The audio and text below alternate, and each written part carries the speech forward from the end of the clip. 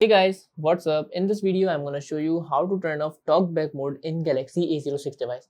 Guys, make sure that if you want to use a device on talkback mode, so you have to use the two fingers for scrolling and tap two times for selecting anything.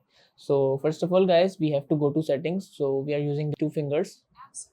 Now click on the setting one time and then click settings two times to select. Okay. After that, guys, just scroll down again so that we have an option of accessibility here.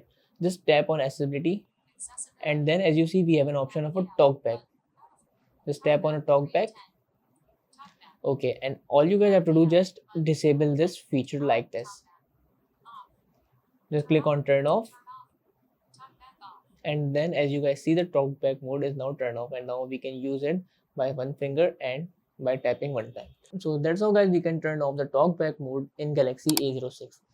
That's it about the video. If this video helped you guys, kindly like the video and follow us for more tips and tricks. See you guys in next video. Take care.